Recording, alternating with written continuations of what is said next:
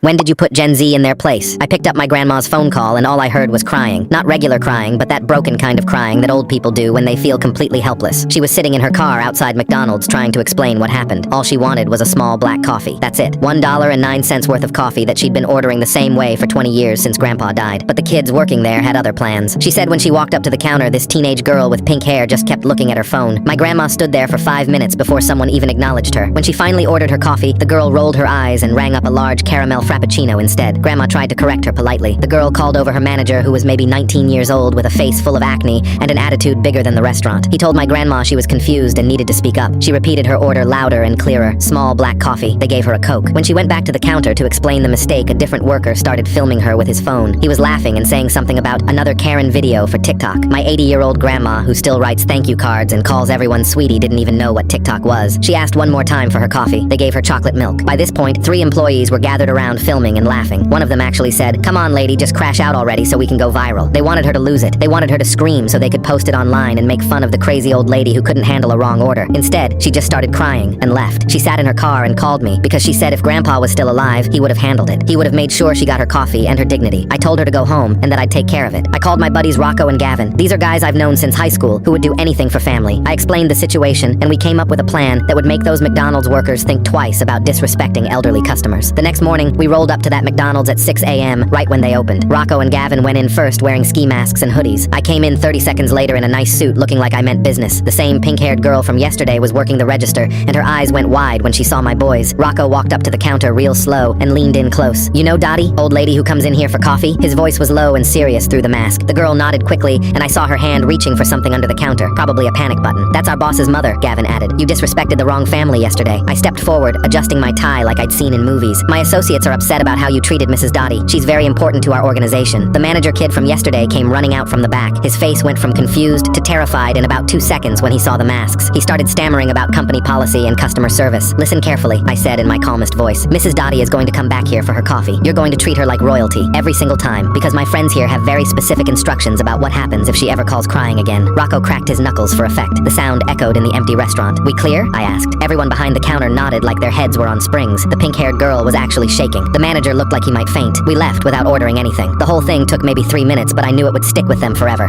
They thought they'd just threatened by actual criminals over coffee. That afternoon, I called Grandma and told her to try McDonald's again. I said maybe they'd gotten new management or something. She was hesitant, but agreed to give it one more shot. An hour later, she called me back, and she sounded 20 years younger. They'd given her free coffee and a fresh apple pie. The manager personally served her and asked about her day. Everyone smiled and called her ma'am. She said it was the best service she'd had in years. "I don't know what changed," she said, "but it's nice to be treated like a person again."